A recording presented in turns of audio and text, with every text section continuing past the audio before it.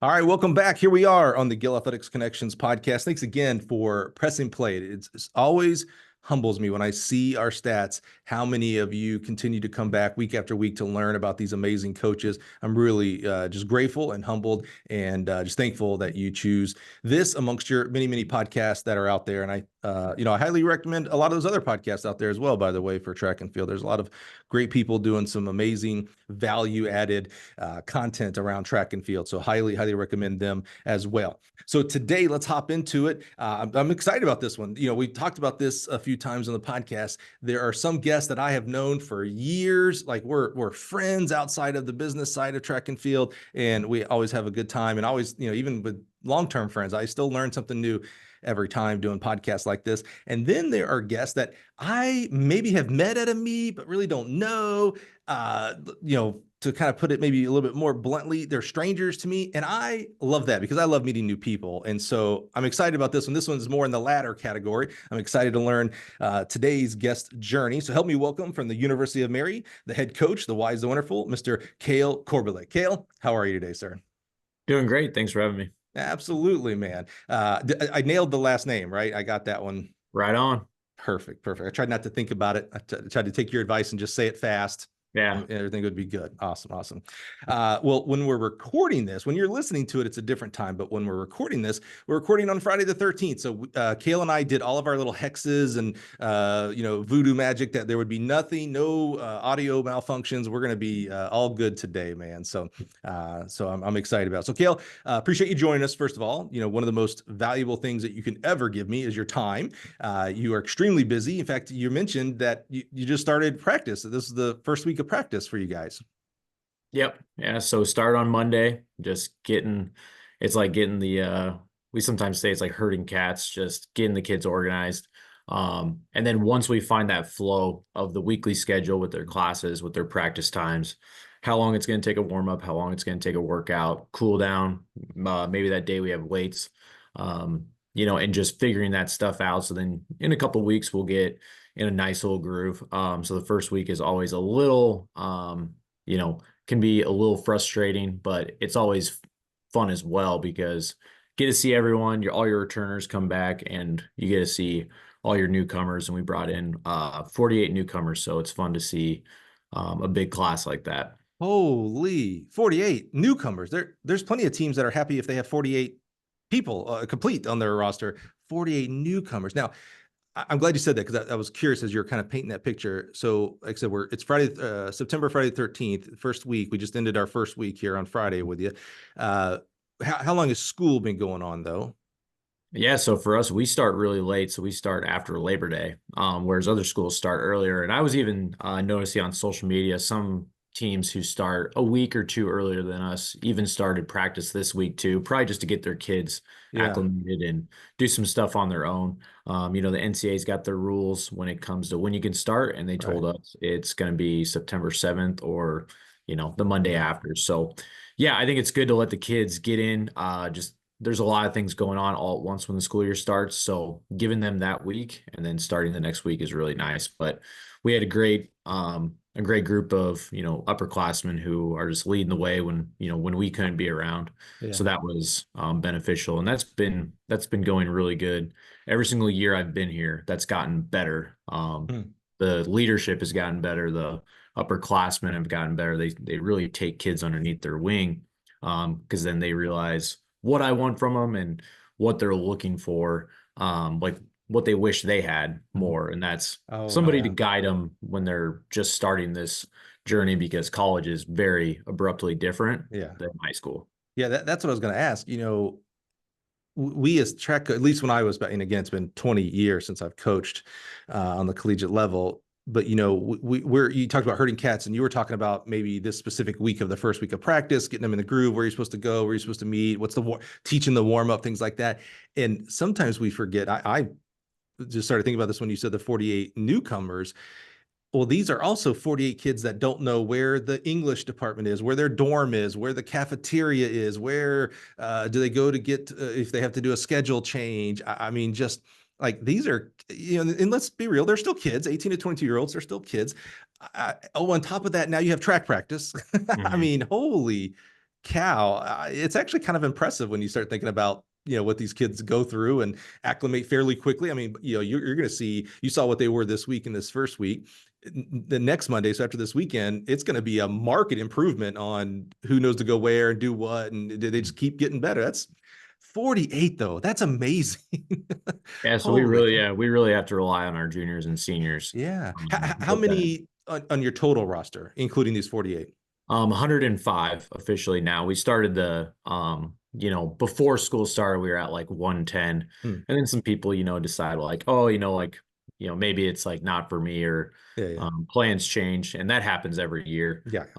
And they just love to wait until right before school starts. Like, even though they probably made that decision a month or 2 months in advance, maybe they just want to like think about it a little bit longer. Yeah, yeah. And right when they get to like the nitty gritty, when we're about to start, they kind of say, you know what, I think I'm going to go in a Right. different direction. And, that's totally fine. We Yeah, want people who really want to do this. And that's right. track and field's a hard sport. People don't realize that.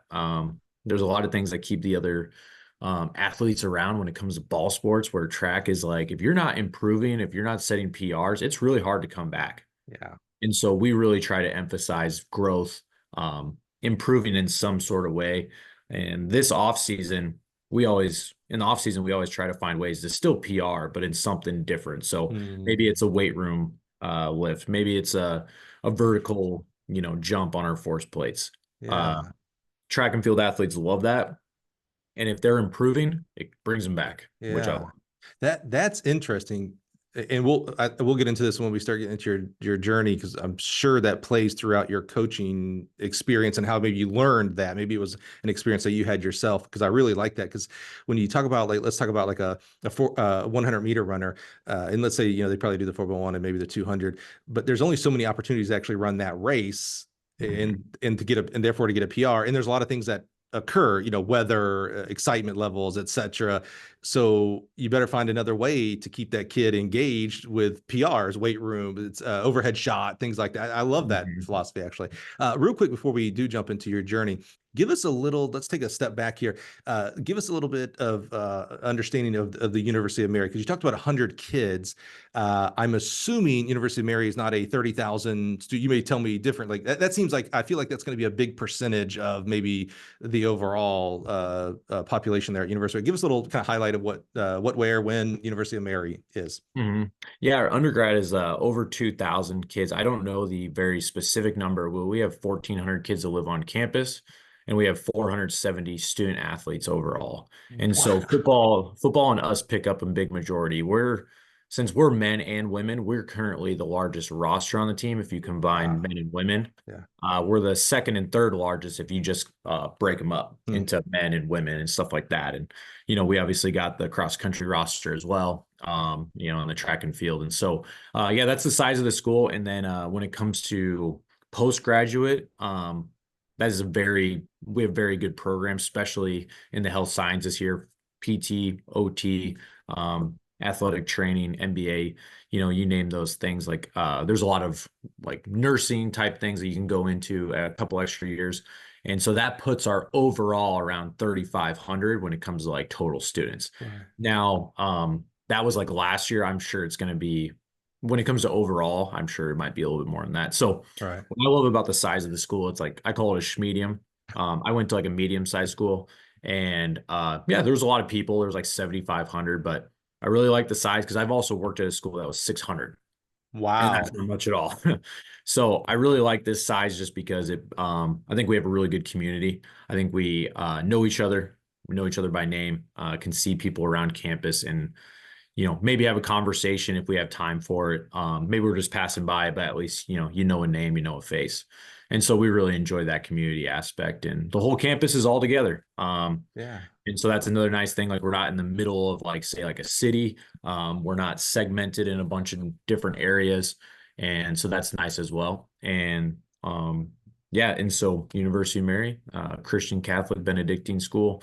So, faith and developing the full person is also a huge aspect of what we're doing. And that's another part that I really enjoy as well, is Yeah. acting on our mission. And I was telling a coach the other day, is I actually think what we're trying to do here as a mission as a school, is holistically what I think coaches do all the time if you have successful programs, good cultures. Mm. So it's good to have a university who tries to instill that as well. It's not like, okay, the professor just shows up, teaches, and goes home.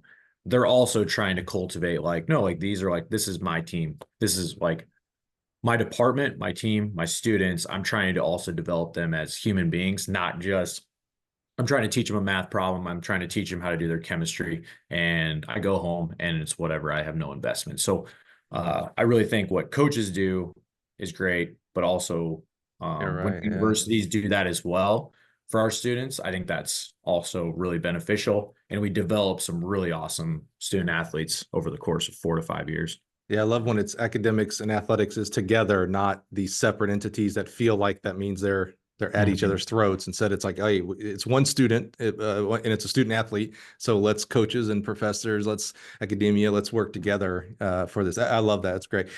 You said roughly, I'm going to round up numbers, roughly 2,000 undergrad, roughly 500 athletes. That means if I walk through University of Mary's campus, I'm liable. One out of every four kids, they're going to be an athlete there at that Mhm. school. Wow, man! Yep. Do you like that quick math? By the way, Yep. Yeah, I'm you'll from probably see, you'll probably see a shirt. You'll probably see something that kind of yeah. identifies it. If it's an athlete who's, kind of in athletic looking sweats and stuff like that, probably an athlete.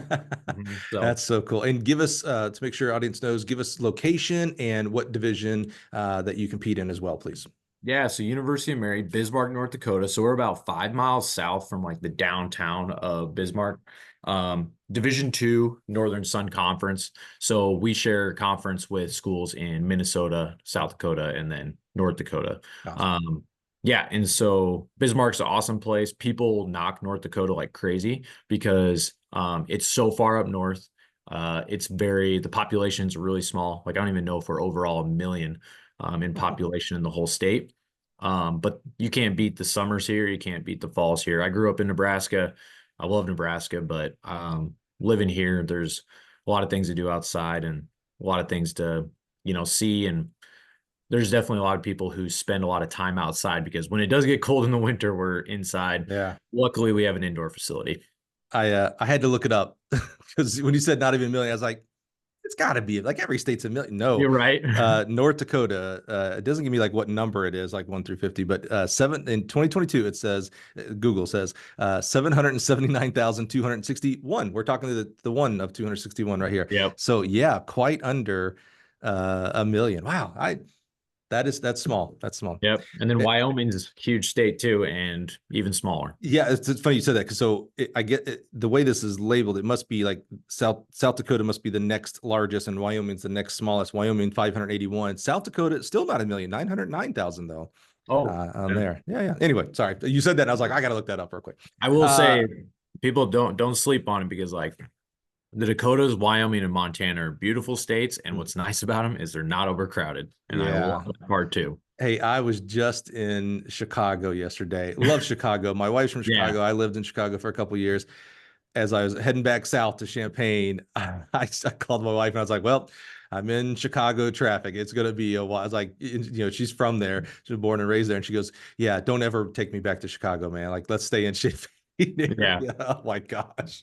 It's quite amazing. All right, Cale, let's get in our Wayback Machine. Let's learn more about your journey. I love some of the characteristics that you posted there. I love the academia and athletic side there that they're cultivating at University of Mary. I love the faith-based side of it. I think that's going to be important. Maybe have a discussion around when we are talking about jobs, making sure that you line up with the mission of the school of that job too. So maybe that'll come into conversation here. Let's start by backing up and talking about, well, where does track and field start for you? Where does that even begin for Cale? Yeah, reverse back in time. Starting in athletics, my dad was a college coach. Oh, Um, track and field? no football, and so that's Yeah, kind of like where everything gets started was like football, football, football. sure, sure. Grew up being a Cornhusker fan. In the Of '90s, course. we were pretty good. Yeah. And Hey, then by the way, maybe we're back. I don't know if I want to say we're back. And when I say we're, I'm not a Nebraska fan necessarily, but yeah, I like tradition. We do have one of our customer service reps is a huge Cornhusker. I mean, like volleyball, the whole nine, every sport Yeah, she loved. Like volleyball. Yep. I had, Justin St. Clair, the new head coach there, had Justin working with Sarah on something, and she. I mean, I love this because it's exactly how I think all track coaches should be treated. You would have thought she was talking to a rock star. She Hmm. came over. Oh, he's the head coach in Nebraska. Oh my God, dude, that was so awesome. Oh my God. And I was like, I love Justin too. It's not John Bon Jovi, but yeah, but she was just stoked. So we talk about Nebraska football a lot, and I loved until this game actually watching and talking about Colorado football, and that was a big turnaround, I think, for Nebraska. I think you're on the way back up. Sorry, huge tangent there, but I think you're back. Yeah, well, it's one of those things, one game at a time, just keep. Well, you're such a coach. And so I grew up and I also grew up with like a bunch of like fans who we get out of control. Crazy. Like, but they're also the expectations like, oh, we're now going to we're going to give Ohio State a run for their money. And I'm like, guys, Yeah. take a chill pill. Let's focus on Northern Iowa. Good Let's point. Good forward. point. And, it's so funny because, yeah, like when you think like a coach, like you can't skip any opponent and you have to focus on the process. And I do Right. think they're doing a great job there of instilling that. So grew up in Nebraska, grew up loving all Nebraska sports. Yeah, my mom played volleyball in college. Dad played football. And so track was um, actually something that was just kind of like what my whole family did. Everyone played volleyball. Everybody played basketball. My dad, I think, played like 4 or 5 sports in high school because he went to a school where his graduating class was 5. So he just had to play them all. If they were going to have athletic, 5. yeah, he was going to have to play them all. So they didn't have football then. yeah, so they played 6-man football. So that's also, if you want to call something a track meet, 6-man football. I've never seen 6 and 8. I've only seen, traditional 11. I've always wondered if it was more like that 7-on-7 stuff that they do in the spring. Pretty But much. I've never actually seen like an actual, 2 6-on-6 teams going at it. Yeah. That's crazy. Holy Yeah, cow. they don't do it anymore. Everything's 8 now. Okay. But yeah, so that was back like just like way long ago when, every single team, now everything's co-opt. So then they have to put together. Okay. I know people and we recruit kids who like they share 2 teams for basketball and then the other 2 teams for volleyball and then 3 teams for football and then track is like back to being like 2 teams or 3 teams. And I told them, I'm like, that's extremely confusing. But yeah, we have a girl from, Southwest North Dakota where that's just how they do it, just to be able to get enough numbers per sport. Wow. And be able to do it. So That's yeah. amazing. Yep. So yeah, mom and dad met at Peru State and yeah, did that. And so pretty much when I came into the picture, living in Omaha, Nebraska, and, grew up just always loving sports, always playing, sports in the backyard with all my friends in the neighborhood. Started football in 3rd grade, like helmets. Wow. And so you don't see that too much anymore. People are playing flag football a little bit longer, which is probably Yeah. smart. Yeah. And so pretty much my whole life, I thought I was going to be a football coach, Sure. like my dad. Yeah. So come middle school, hit 7th grade. And that was the first opportunity to like do organized track because I didn't do club track. I always played baseball in the summer. And just immediately gravitated to it, ran the 400, loved it. And then got drastically better my 8th grade year. We ended up winning like our middle school district championship with a bunch of my buddies. And from there, I was really hooked. But still thinking to myself, football's number one. I'm going to be a football coach. Okay. Yeah. Yeah. Go into high school, beginning of high school, dealt with some injuries and things like that. But same thing, had a really good experience, had some old school coaches for football, like really hard nosed, taught me a lot of lessons. We ran the triple option. So we were real old school still, but we were good at like, we ended up being like probably the pro. I think we were voted the program of the decade in the 2000 to 2010. Wow. And so, still able to do some good stuff with some very old school type of offense and defense. And so learned a lot of great things from them, continued to run track. My career really started to like blossom more my junior year. Okay. And I actually pivoted a lot of my stuff from the 400 to the 100 and 200, whereas my best friend was the 100, 200 guy. and then he got switched to the 2-4 guy. Huh. And so kind of interesting, but yeah, my best friend, if he never got a really bad knee injury, I think he would have been a better athlete than I would have been Wow. in regards to just yeah, what he could do like on the field and on the track. Like he was a beast.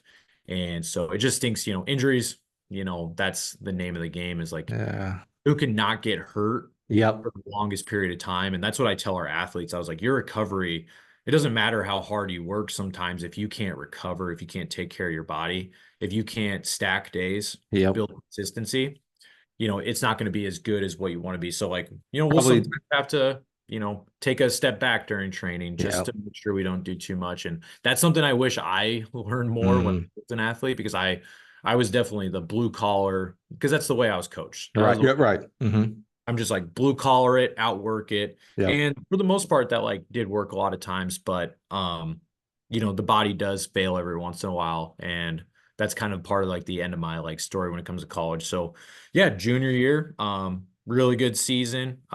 Best we've done as a team. And so that got me really excited.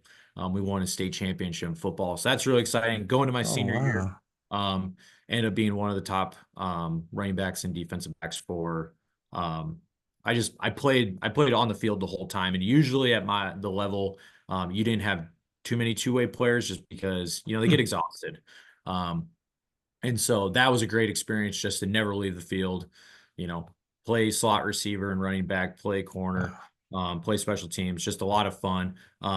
We had a tragic end to ours because we had 5 games forfeited because we had an ineligible player. Mhm. So that was a drastic thing. Like we weren't able to repeat, but we somehow still made it into the playoffs and we lost in the first round to the eventual state champion. And so, it was like a state championship game in the first round. So very interesting experience for that. And then going to senior year, track ended up going great, had just set crazy PRs, got runner up in the 100 and 200 for and I really never thought that would happen. But the guy who beat me ended up going to Arkansas, winning the national title in the 4x1 with his crew. Wow. His name was Kenzo Cotton. So I don't know if, Yeah, I know yeah, that the name. name rings a bell, but like, Absolutely. yeah, Yes. he ran, I think he was with like Omar McLeod and, Yeah. he was What just crazy. I So was he gonna say, still, what year did you graduate? I graduated in spring 2012. He was a sophomore Okay, at the it's time. So after. he was on Yeah. he Yep. was on the come up. Sophomore. Okay. Yeah. Yeah. Yeah. Mhm. And he was just a beast. His Yeah. dad played sports at the University of Nebraska, and so yeah, I think he still has the state records. And Wow.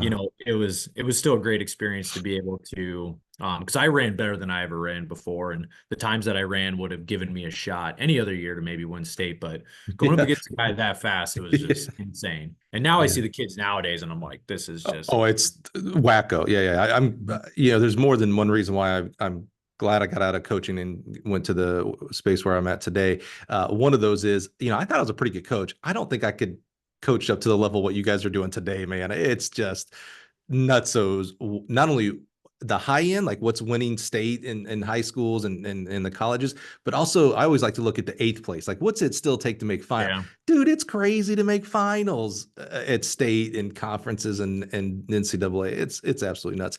So I love that. Thank you for that background there. What I'm trying to figure out what I've learned, experience with interviewing people who are football players and Mhm. track athletes is it's fairly easy to say to put them in one of two camps. Oh, you were a football player who ran track, or the opposite. Oh, you were a track guy who played football. I I can't put you in one of those camps just yet. How would you have expressed yourself your senior year? You runner up at state in the sprint events. Good football team that had its own an issue there. I can't tell just yet if which one are you in. How would you have categorized yourself? I did As definitely by the end of senior year, I was definitely the football guy who ran track, but I okay, actually think like how passionate it was about track. If you would have taken track away from me, like say if the coach would have been like, you have to choose. Like I right, don't know, I would have gone to a situation like especially in high school, I would have gone to a situation where I didn't have to choose and I had to do both. So yeah, I think like in the back of my mind, it was always there that yeah, like, track was actually my number one. yeah. It was just my dad was a football coach. Sure, Like that plays into it. Absolutely. the culture of Yep, Nebraska is yep. football, That's right. the culture of my school. Like at the time, like when I went to high school, My freshman year, we scored 1 point at state. My sophomore year, we scored 0 points at state. And then the next 2 years, we got fourth. I can't remember the specific points, but it was like, upwards of like 40 points. Yeah. And then, it was just like totally different compared to, and that was great because I had a bunch of great teammates too. I had a guy Yeah. who ran with me in college, and he was called the Iron Horse of like the distance events. And Oh, we had some good jumpers, we had some good, yeah. hurdlers, good distance guys. And What so, what changed? Because that's fairly drastic. Was there a coaching change after those 2 years, or was there some of it could just be, we had more talent come in as freshmen or whatever. What Mhm. changed to go from like we're not scoring at state at all to like, oh yeah, we're pushing for trophies now in a very small, in college, if you were to do something similar as it could easily be like it should be like, oh yeah, we recruited, we got these four Yeah. or five stud, whatever. You don't have that on the high school level. What was the change there? So pretty much, so going back to like just middle school in seventh grade, I just ran track, whatever. This is fun. If you call 400s fun. Yeah. Um, It tells us a little then bit about I, your mentality, Cale. yeah. And then, so, we lost districts. So we lost as a team, and then we actually lost the last race in the 4x4. And I hate losing the 4x4. Um, and it was actually funny story. It's a middle school track meet. The guy puts out the baton, so he didn't beat my buddy by the chest, puts out the baton, and they gave him the win because of the baton. And it was just like middle school, We Dude. we didn't have electric timing. We were all timing like this, and people were just volunteering their time. So Yeah, yeah, it yeah. created a huge chip on our shoulder. But then I also realized I'm like, track is quite a few events. We're gonna need a lot more people if we're gonna win this. Mm, So then that whole year, I just went around this like school, and I was like, you're a good athlete. Like, you need to throw. Like, hey, you're good. Like, you got some bounce in basketball. You need to jump. that's interesting. And so then we had a bunch of soccer players who are really good soccer players. I'm like, you guys got to run middle distance and distance. And I convinced a lot of people to go out for our eighth grade year. Eighth grade year, we just blew everybody out of the water. We won the 100, the 200, the 400, the 800, the mile. Like, we won every single running event except for the hurdles. Um, You know, we won all the relays too. So we just won everything. that's interesting, Cale. Yeah, but the year before we didn't even come close to that. So you fast forward to freshman year of high school, the difference maker was like our class just had a really good distance guy, several good sprinters, several good Mhm. jumpers, several good throwers. And then as I went in high school, it was the same thing. I was like, we need more people to compete in track. We have good Mm. athletes here. We need them to compete. And actually, I've been using this model of like from middle school, and I've used it in high school, and I end up using it not really in my college career because I wasn't like recruiting too much.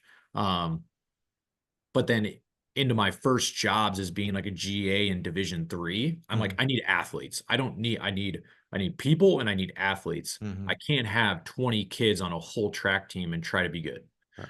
So yeah, that's like really where it started. It was just a great class. And then we just kept building on that class. And that's why we did pretty well our junior and senior year. Not to jump ahead, but as we're going to get to your story, but your story, you lived it. Have you ever thought about how like recruiting is really important in college? Coaching is also, to your point, you need athletes and they have to be athletes. There's a saying that I won't say about, talent and coaching and kids. Have you ever thought about like, it just struck me that you started recruiting, like learning and kind of maybe honing your chops as a recruiter as an eighth grader. Like, first of all, you identified the problem, like, oh, we need more people. By the way, oh wow, there's other athletes in my school. Well, I'm going to go work every high school coach that I've interviewed here on this podcast has talked about like, oh, you want to know an important part of my job? Yeah, I got to coach the kids. Absolutely. But I got to work the hallways. I got to get that Yep. basketball player to get on my team. Yep. I got to get that kid that was cut from here over to the team, to soccer player, such. You're like a little mini coach as an eighth grade. I literally kind of had this picture of you like walking around in the hallways of like, hey man, so you come to track. It's fun. Like we had fun. Like, Yep. have you ever thought about like you kind of started honing your chops early? And was that an influence of like, cause your parent, your dad at least was a coach. So you kind of understood recruiting. Have you ever like made that connection there? Yeah. And like, I will say, and what I also identified too is like all the best track and field programs in the state of Nebraska, their football programs forced them to do track. Mm. And they were all good. Like every single one was good. And so I started to figure that out as well. Cause like you started here, cause like where I went to school, the football coach only wanted us to do football. The Mhm. basketball coach only wanted us to do basketball. Baseball coach, baseball. But track and field was always open to everyone. And that's Right. what I love about track is because everyone can do track. Everyone can find an event in track to be good at Mhm. or get better at. Everybody has a strength, everybody has a weakness, but we can find a strength for somebody in everything in track and field. And Yeah, that's what I love about the that's sport. right. Amen. That's right. And I think that's the reason why I've always like gravitated to it. And Yeah. so yeah, just like learning those things Yeah. and figuring those things out. And also like we probably would have been a better team if I didn't have to like I got a lot of hard time from my football coaches because I competed in track. They would make Mhm. me do 2 days of workouts. So I would have to do like a running workout before track and then after track. And then eventually we just said, like, we're done. Like, if you really want me to play football, um, we need to figure this out because all we're going to do is get hurt. And so I think once we finally put our foot in the sand, like the coach didn't like it, but we said, like, no, we are in a sport and we are going to focus on this sport because it's going to make us so much better in football. Like, I don't need How big was your senior class? for foot like for the overall school was 600 kids. Yeah. Wait, not your graduating class, the overall school. Graduating class was 600, overall school was 2,500. Okay, so because I started thinking, and maybe I was just biased because of your dad being in a Yeah. five, but I was like, most schools are not 600 for a graduating class. My Yeah. my my whole school was at 600 where I went to high school. So you live and die. You have to have multi-sport athletes, Yep. just to survive. Your dad had to play all those sports, or they just wouldn't be able to have those sports. Mhm. But here you didn't necessarily have to have that because of the population of school. Yeah. Like However, people multi-sport wanted to athletes are focus. better. Yeah, but however, Yeah. and that's fine if they wanted to. That's different. But if a Yeah. But kid they wants to were. play track, do track as well as football, they should be punished for that. That's the ridiculous part of that story, Mhm. in my I guess opinion. it's just it felt like we had abundance of athletes, so then we Mm. should just put them in one Yeah, yeah. sport. And I So I never can liked own that. them. I can own them. I'm the football coach. These are my athletes. You go get your own basketball, whatever, blah, blah. Yeah, yeah. Which The again, worst, ridiculous. the worst thing you can do to an Absolutely. athlete in high school. Like I can maybe see like focusing on one or two sports junior and senior year, but the emphasis on I think it's the biggest killer of track and field. I call it like I'll sometimes have like recruits be like, I'm only going to focus on track and field because they want to get recruited and they want to get a scholarship. But then they come in here and then they're fried because they just try to be a college athlete for 4 years. And so we actually like are always like, like where's your floor and where's your ceiling? Like, Mhm. and then like these past, there might be some injuries that pop up just Yeah. because you've overdone it. I've I seen some really top-notch kids in this, even this state who have gone all in on track their junior and senior year, nothing but it. And they don't even run in college or they mm. get hurt so bad their senior year that they had a really good junior year because they really focused on it, but then the body broke down senior year. On a micro level, I've had big time, whatever you define that, big time pole vault coaches on college say that they won't recruit what's been a big prevalent in pole vault culture is these pole vault clubs, that they Yeah. won't recruit pole vault club kids because A, they're doing nothing but track. B, they're doing nothing but pole vault. And these pole vault clubs are coached by very well. Yeah. They do a great. These are really, really good coaches. And so I've had several tell me it's like, oh, Mike, they're doing pole vaulting 24/7 at a high level. Their coach is really good. How Yeah. much better am I going to make them? Like they're getting Yeah. everything today. What in the world makes me think I'm going to be able to? I need that kid who was missing technique or missing speed or missing something that I can add to it. So yeah, I agree with that. Okay, so let's move forward here a little bit, Cale. I love that. I still can't put you in. You might be the third group. I said the football player who also runs track, or the track athlete who also plays football. You may be the first one I found that's like, because I love how you said it earlier. You said, yeah, I needed track. Like I had to have like, so you kind of maybe in 50-50. So what did we do? So tell us what about college? Where did we go to college? What did we do? And as you're going into college, what were you thinking about as a career? Was coaching even in your mind at all? You kind of gave us a little bit of preview of that because of dad, but were you really thinking like, yeah, but I'm going to go into business or I'm going to go into pre-med? Talk to us about where you were academically and then what'd you end up doing sport-wise and where? Hmm. Yeah, so I was lucky. I deal with a lot of conversations with student athletes now where they're like, I just don't know what I want to do with my life. Mhm. Um, when I first identified that they're like, I will one day have a job and a career and a passion, So by 5 years old, I knew I was going to be a college coach. Oh, dude. Point blank period. There was never In football at that time, in football at yeah, that yeah. time. So at 5 years old, you're like, bro, like I that's an actual career. I'm gonna go I do knew that. what I was doing, and I wasn't looking back. And Wow. so go to college, go to Northwest Missouri State. Oh And yeah. so The if the Bears. the Bearcats, yep. Bearcats. Yeah, that's it. Yeah, Yeah. once a Bearcat, always a Bearcat. And so go there, play football. Started as a walk-on, and for track, I ended up earning a scholarship because of my senior year numbers, which usually you get recruited on your junior year numbers. Right. I did good enough senior year to, earn a, small scholarship and go there. So I was a two-sport athlete. The football coach is like, oh yeah, we can make it work and all stuff like that.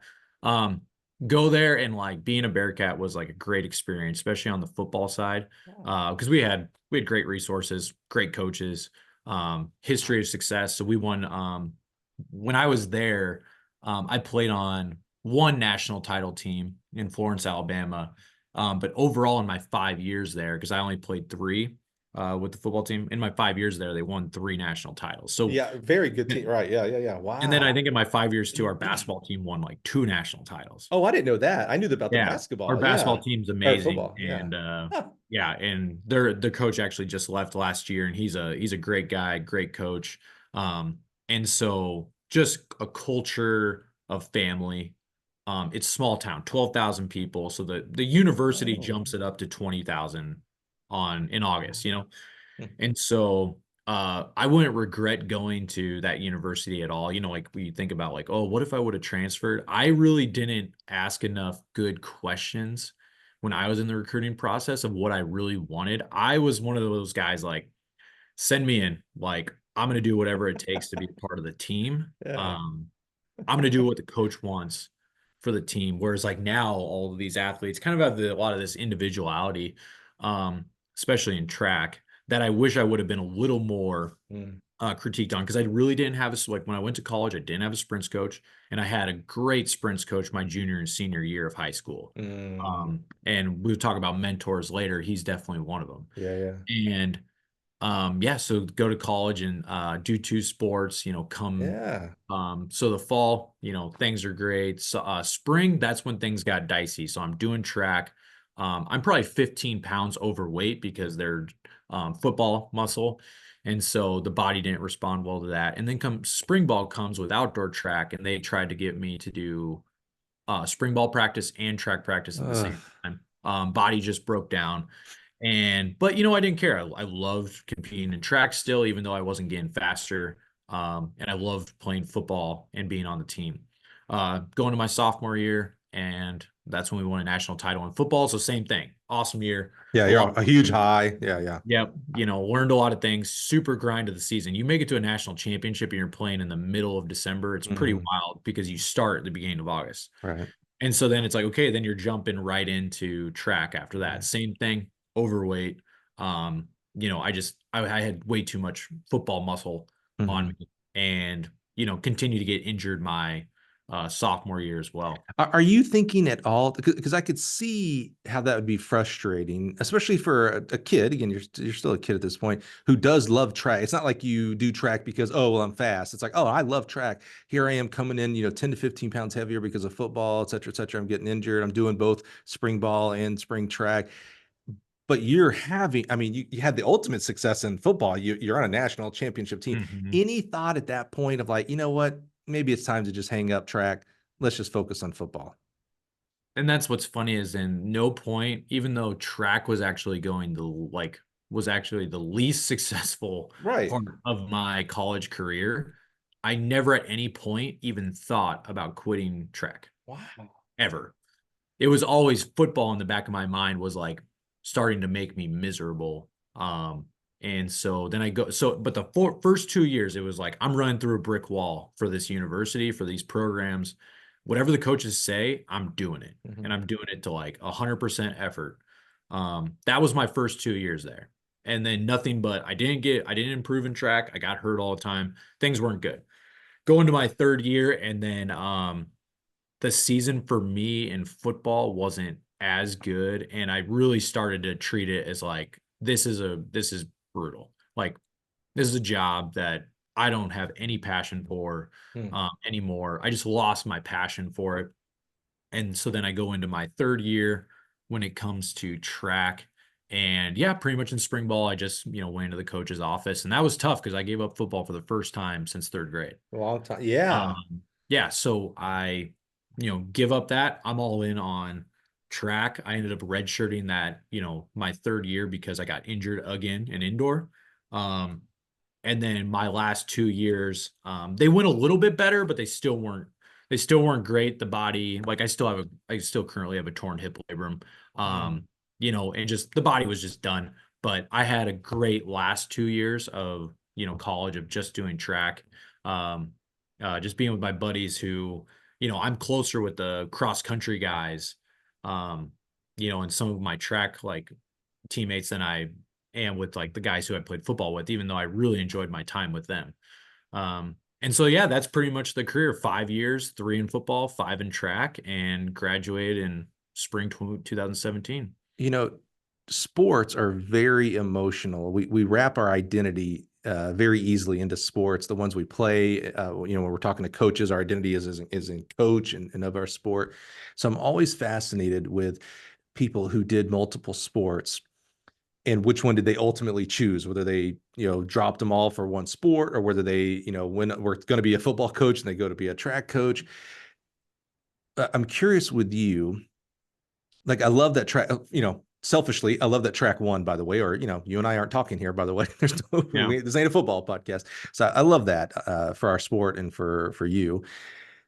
Do you think you played football? I mean, football, if I was a gambling man and I heard this story, but didn't know yet which one you actually selected, football or track, I would have put a lot of money on the football side. You played since third grade. Dad's a football. I mean, to your point about culture in Nebraska, well, the culture in the Korbelik family was football too. Yes, other sports. Mom played volleyball, and you were doing track. Yeah. Sure, you are, but football first. I mean, it just seems like this culture. Do you think starting football so early, so not take away dad's a football coach, things like that, just focusing on the length of time that you played football and played the helmet on version since third grade, did that, as it culminates all the way through second, third year of college, did that have anything to do with it? Or was this purely just as a 20, 21-year-old, injuries, blah, blah, blah? Like I'm surprised you chose track over football. Yeah, I know. And I think what I tied to the most is like what I started to realize what football culture was and what track culture is totally different. Explain that. Football, Yeah. football culture is like there was so much like I got to beat you out. Like it was so much competition between your teammates that created negative energy. And then it was all about being on the track. It was status. Never thought about that. It was it's a big status thing. And so we lose sight of even growing as people, as humans. Like so many times during football, I felt like I lost myself when it came to just identifying like who I wanted to be as a human, like as a good person. And then I went to track and I really felt like I was growing myself. And I feel like I was really trying to improve myself, improve um, my friendships, my relationships, my academics. I was trying to learn more things about not just like what was going on in school, but just things in life. And yeah, and like my path, like with getting back to like my faith grew. And I feel like it grew a lot during track with my track, friends and my track culture. Whereas, and then I would go back to football and it was nothing about, you got to get yours, you got to get on the like travel roster, you got to get the playing time so you get the scholarship. So you get the gear and all this stuff like that. It was so extrinsically motivated in football that it didn't fill that cup that I needed. That was purpose, that intrinsic motivation.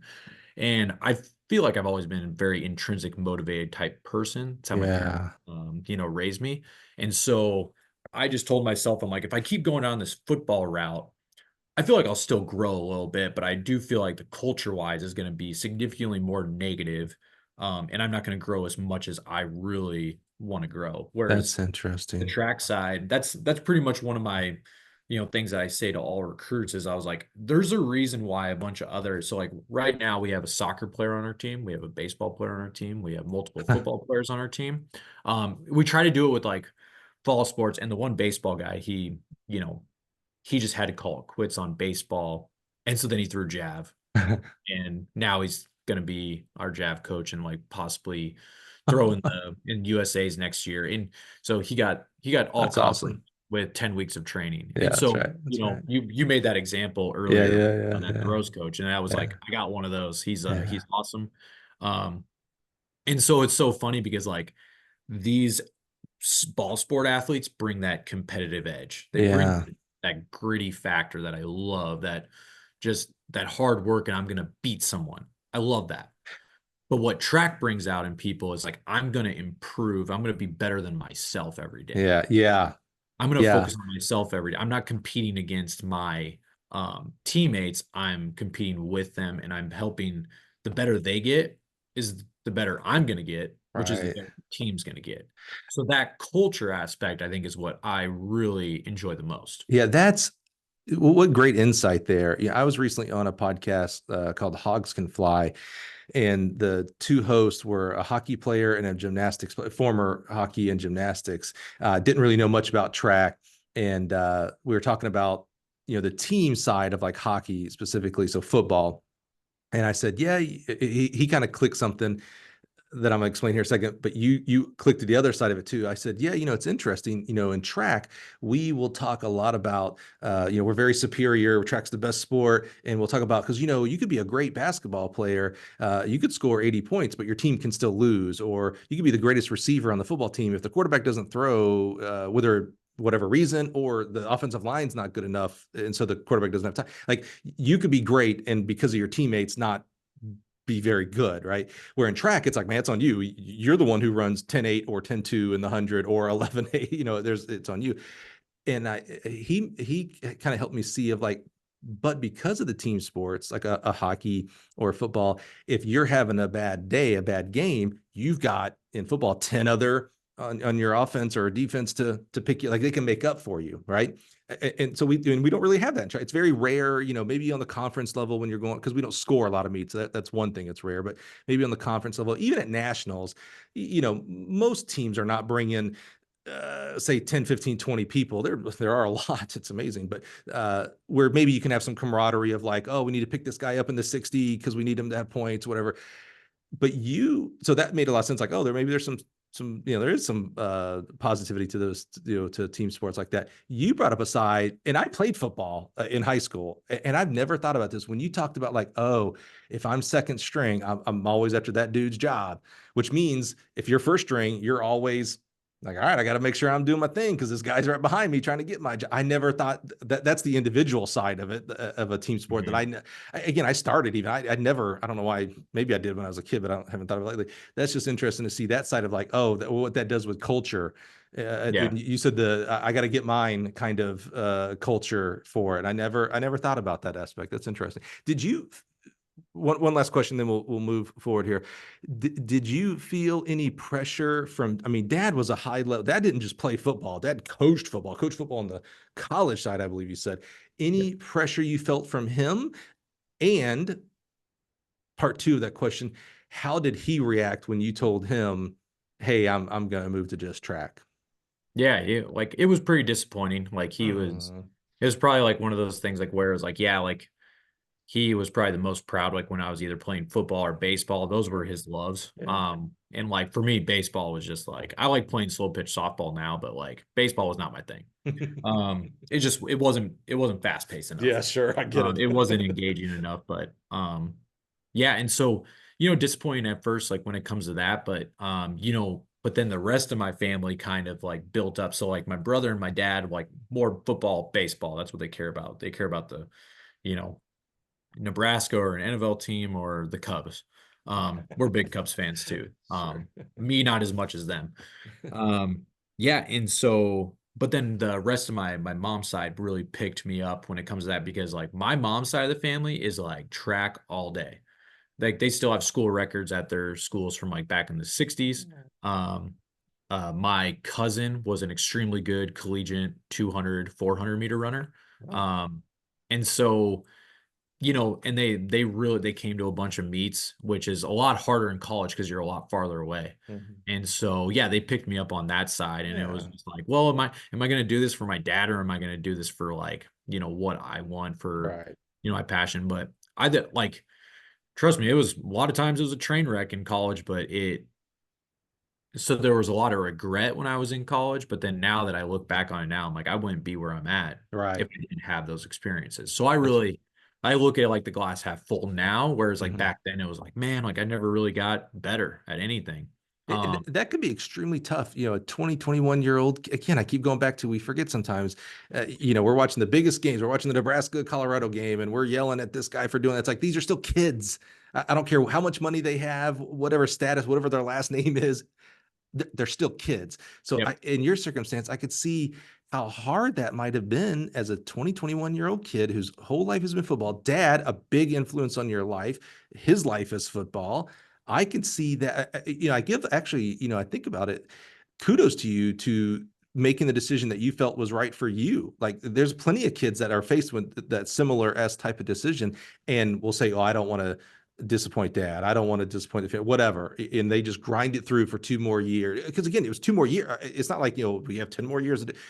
So I have a lot of respect of like making hard decisions. We cower down to hard decisions a lot of times in our lives. So and I struggle with it as a 48-year-old. So for a 20-ish-year-old kid to do it, that there's a lot of guts that had to come with that decision, man. So I Yeah. appreciate Luckily I was appreciate your pretty defiant growing up. So, yeah, that's good too. Yeah. yeah. And It that probably made you wasn't a better always, athlete.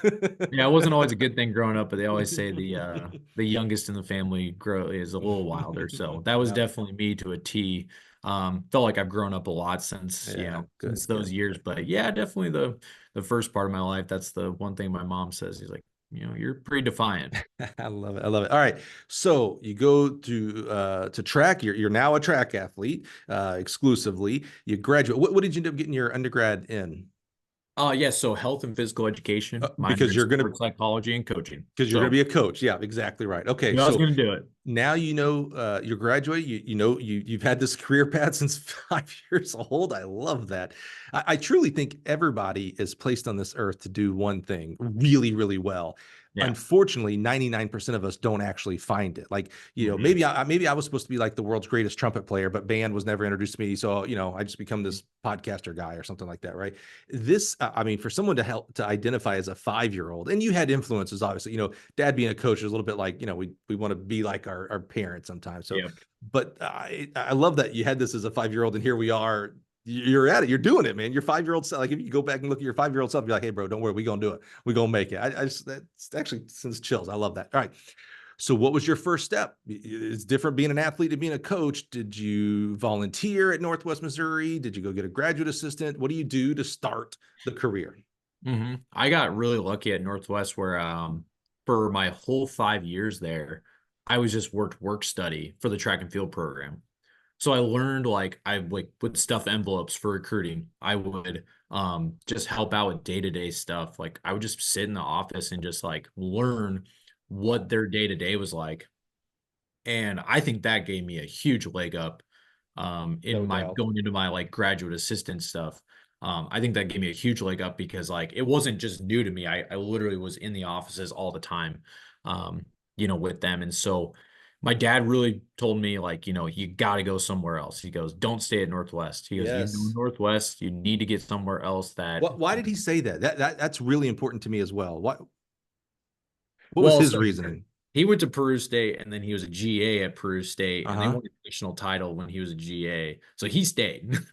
So maybe it was from his Yeah, experiences at maybe he learned. Yeah, yeah, oh, yeah. Yeah. he's like, you should try to branch out Yeah. and go somewhere else. And, I also think probably like at the time, like, him and my mom were together. So probably, staying close with that, not moving Sure. around was probably a big part I, of it. I I I was a think single guy. I think it should be against the rules to GA at the same school you undergrad at. And here's the reason why. And there's been successes. I know I believe there has been less successes. We don't know about them because these are things you don't talk about than there have been positives. but I have a hard time thinking, let's say you stayed at Northwest Missouri State, that Cale on the team, senior year, Friday nights, you guys are playing Xbox with your boys, doing whatever you're doing. And then on Monday, you're the grad assistant and now you're coach and you're able to separate that. Yeah. Your boys spring semester and now you know, Yeah. you're a grad, you're a coach.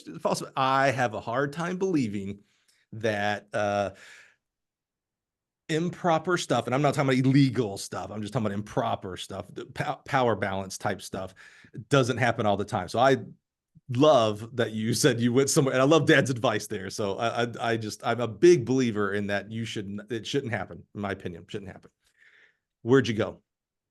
So applied just so many places. And yeah, you're obviously looking for a GA spot that can give you, the tuition is always usually covered.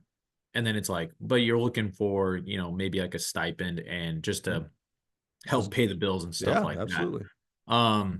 And so nothing was really catching. And then early June, I got a call from Whitworth University in Spokane, Washington, Toby Schwarz, who, so I interviewed with him. So we had a Zoom call with him and his assistant coach.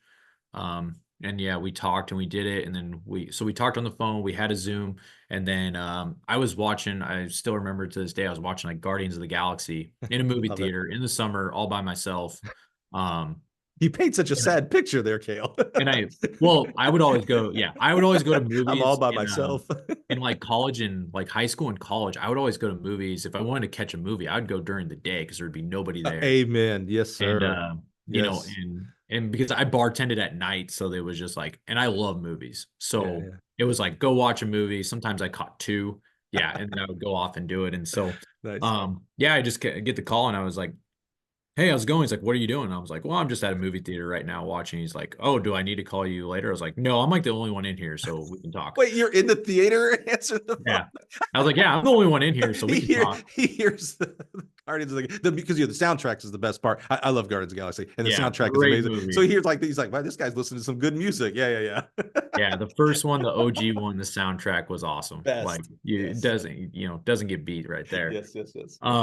Yeah, so doing that, he offers me the job, and I don't even think I said I needed more time. I just said, yep, I'm in. Yes, sir. So and Seattle. Spokane. Sorry, Spokane.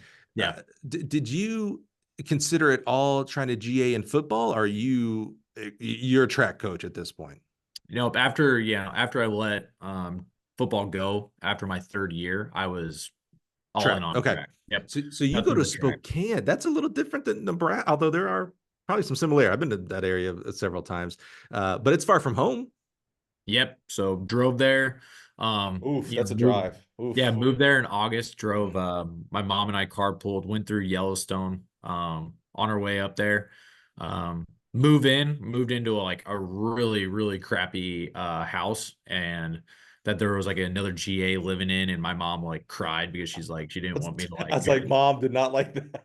She did not like the house at all. But I was like, it is what it is, and I ended up finding a better situation in 6 months, so it was totally fine. But yeah, go to Whitworth University on tuition, no stipend, no housing, no nothing. Wow. Just got my school covered, figured it out. Okay. Well, luckily I worked a lot in the summer when I was in high school and college, so had some money saved up, and then the rest was history. Like it could not have been a better school for me to be a GA. So 100%. I'm going to ask why you say that, because I'm always interested, a GA experience, maybe like any position, maybe, but it's radically different. One school has GAs are responsible for these kind of things. Other schools, the GAs, and it runs the gamut from, yep, hey, I want you there to do a lot of the stuff maybe you did as an undergrad. I want you there to stuff envelopes, and you can come to practice, but maybe if I got to go on a recruiting trip, I'll let you run a practice. But I'm the coach. You're just going to assist. And then there's some schools where it's like, oh yeah, hey GA, you are in charge of this group. Like you the sprint hurdles coach. You got to do everything. You got to coach, come up with programs. What kind of experience did you have as a GA? Yeah, so right away he just I literally had no group I controlled the weight room and I controlled recruiting, and I literally assisted him in every single event. Jumps coach assisted them, just helped them out in everything because he wanted to create me, like he wanted to help me create like a full rounded, pretty much he was like trying to groom me to be a head coach. Um, Wow. and especially I think after the It, first it, it, semester, is that his attitude, or did he see something in you? Because that's so cool. I love that attitude. from we did like every semester we did like a one-on-one talk, like a performance review, a job review. And pretty much like early on, Really? he saw that, he goes, your mentality and the way that you do things, and like he's like, you want to be a head coach, like you're gonna be a head coach. And so yeah, he didn't want to stick me because he's had like distance GAs before who, like stayed with the distance and didn't really do much with like say the I hurdles. would say that's more typical. Yeah, yep, exactly. But I was the only GA at Whitworth, so I was the one-man shop. So we had the head coach. So he was the director of cross country and track and field. We had the assistant coach, who was our throws coach, and then we had me.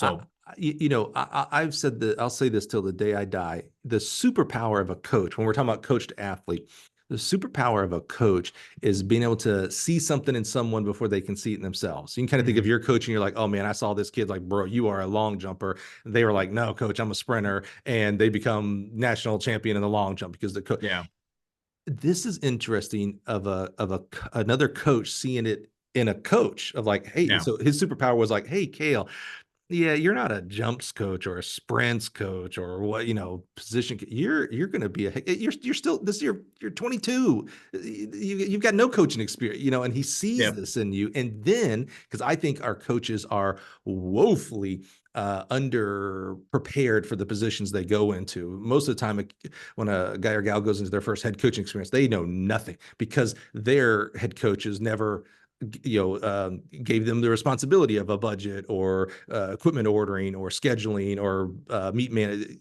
You just get thrown into the job and now it's like, figure it out. And by the way, when you get that job, no one ever is trained on how to evaluate staff, hire staff, etc. mhm, Again, it's all just figure it out. And I just, I feel like our coaching profession would, if we could do some training before that, it would rise up. So you're getting this training. This is amazing. So you got to do everything. yep. So pretty much get there, and the biggest, I would say, the biggest benefit of like going to Whitworth was the culture, the team culture. And so that's the big thing that I learned like right away, is like the holistic culture on the team. Um, I haven't seen a better culture than I like, and I've talked with other coaches and kind of stuff, and like I haven't even heard of a better culture than what I was like seen and was a part of for 2 years there at Whitworth. And so still to this day, like I get emails from him, and like we stay in like communication, but also like I have a very good idea of what's going on still in his program, because we communicate a lot via like email, and he'll send stuff that he sends to his team that I'll be on that email, so then I can, so he's constantly mentoring me from, even though we might not directly be talking, I'm still kind of like a part of his program in a way, Yeah. learning Wow. the way that he does things. And maybe there's some things that he changed up and, made new.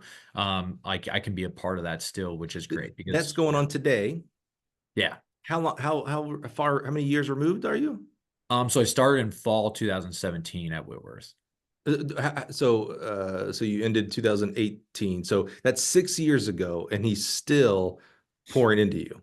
Yeah, so yeah, spring 2019 was my final season. I did 2 years Wow. there, and yeah, so ever since, going through all the COVID stuff together, and just kind of like figuring that out as like peers. Then like when I Wow. was done coaching with them, just lean on to like, hey, like what are you going through right now? Like, hey, this is like what we're trying to do to create solutions here. Wow. He had it a lot worse than I did when it came to COVID and training and stuff like that. So yeah, so really just GA for the 2 years, learned everything. I was more involved with cross country than I ever have been.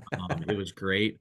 Um, and then, yeah, I go into the track season and I'm everywhere all at once. I'm videoing. So he pretty much gave me like control of the weight room for all the sprints, hurdles, jumps, multis. So Mhm. I had all the weight room stuff. And that was the recruiting coordinator. He's like, Kale, I need a recruiter. I need somebody who's going to really bring kids in, because he's like, I'm too busy to do it. I'll talk to them when they're on visits, but that's about Mhm. so it was an interesting model. Is like my first year we brought in like 40 some kids. Before I got there, they brought in like 20. And so then we jumped to 40. And Wow. then I was having a really hard time recruiting Division III. I was like, I got no money, Mhm. all academic scholarships. This is an expensive private school. What do I Mhm. do? Mhm. Well, I needed to find kids who wanted to be at the school first, and then I needed to find the athleticism in there. So I worked with admissions to be like, okay, you know, does this person do track? So I'm literally all day just athletic.netting it. Like, does this person do track? No. Does this person do track? No. All Wow. right, this one does. Okay, I'm going to reach out to this one. I'm going to have a call and set up with them. So that's what I did my whole, Wow. first and pretty much second year. And then I started to learn, other resources of like finding kids, like, okay, using social media to reach out to recruits, using NCSA, just finding any way to like communicate with these kids is sometimes tough. Yeah. And then in my second year, my final year, we brought in, it was just under 60 kids. And yeah, and since then, that's kind of been the model is athletes. Like we're going to recruit athletes first, not just track Yeah. athletes. And they've been doing great ever since. And Oh, we were before the year before I got there, they hit their peak, and then we started to slide because we didn't recruit, and then we went down. And then I didn't get to see really the fruits of our labor when it came to like the comeback up, but now they're really rising. right. They have huge roster full of talent, and if you make the team come winter, they're going to be doing great things. And I think in a couple years they'll be back to being on top when it comes to conference championships. And so I really look forward to seeing what they can do with that. But I did get lucky enough to finally convince him to coach sprints my last spring because that was my specialty. Yeah. And we had a lot of, good success with that because like Toby was great, but like he was doing a lot. He was doing a lot of events. He was a distance coach. He was our high jump coach. He was our hurdles coach. He did it all. Like Toby knew how to do every single event. Mhm. But also we were surrounded by a lot of really great assistant coaches, volunteer coaches. I think we ended up having like 13 on staff, helping out. Holy cow. And they were there every day of the week for 2 hours a day. Like, you Wow. know, I can't even get the dedication out of that from people who like sometimes get paid, Right. to be like a small, like part-time Yeah. coach. Like, I don't want to come up today. It's like, Yeah. I saw literally people, who were Wow. just doing it it was just the passion of the program. So that's That's what I'm trying to, culture. That's yeah, culture. that's what Absolutely. I'm trying to create and instill Yeah. like a culture of like, you want to be here. You want to coach these kids. You want to be here every single day Yeah. to be, to just be a part of it. Yeah. And so that was the GA spot. So you said something I'm interested in your take. I don't know much about it. I don't know that these type of things were around when I coached, but now sitting in this industry of track and field, I can't see the value of it from where I sit. You mentioned NCSA, and I'm not picking on NCSA. I'm picking on any and all of the recruiting services that are like that. Do you find those valuable? Like, I guess the only way to ask is the blunt way. Do kids actually get mm, is there value? And I'm kind of asking both ways. You really only know one way, your side, the coach. I also wonder on the athlete side, but maybe your experience will answer the athlete side. Do these recruiting companies like NCSA, and again, I'm not picking on them. I don't know anybody there. I don't know anything about them, anybody personally there. Do you find kids that you wouldn't have found any other way because of NCSA and they get a shot on your team and or scholarship? I would say it's very beneficial because I can actually reach out to them. Okay. That's the biggest thing. Like, Yeah. So I contact. will say more times than not, like an NCSA kid doesn't come to my school. Like, but you know, that's tough too. Same thing. Like a Do lot of they our not do they kids, not come to your school because they're not at your level? Like it's like, yeah, you probably need to, where we're at in our program, this it just isn't a good fit for you, or because they're using a recruiting service which costs them money. yes. So I assume that means they feel like they are going to get a scholarship off of it. So do they not come to your program because they have maybe a over exaggerated expectation of scholarship? Yeah. So that's exactly. I pay for the service. I dedicated all this time for track. I deserve a scholarship. Yeah. Okay. You don't deserve a scholarship just because you think you're entitled to it. Right. Big word. Yeah. You earn a scholarship if you think you can help the team score points at our conference championship, maybe be a national, qualifier, All-American, stuff like that.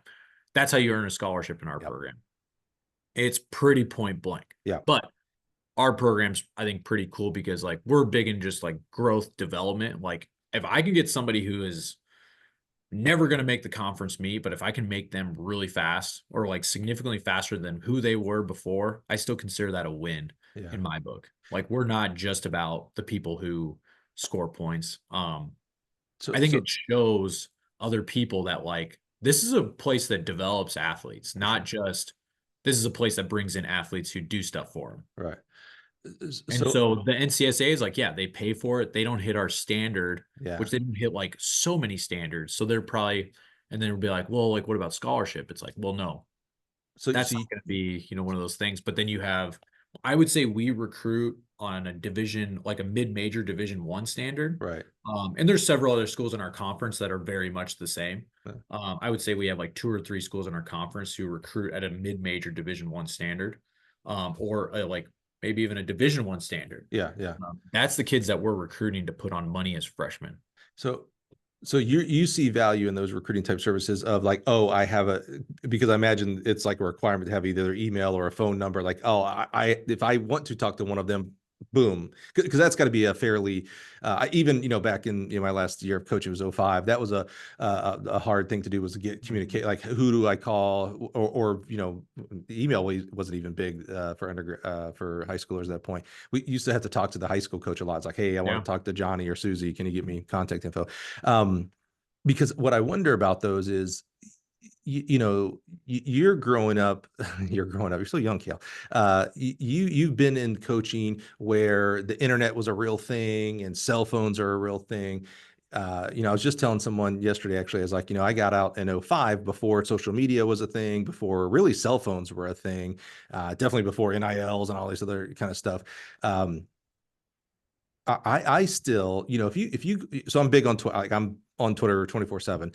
And if you look at nothing on my Twitter would tell you that I'm a track coach. Like it doesn't say, Gill University. It doesn't say, coach of sprints and hurdles. It's, my bio, all my picture is like me in a tie. So it's, I'm not in coaching clothes necessarily. My bio says, ultimate track coach, hype man, host of the podcast, whatever, blah, blah, blah.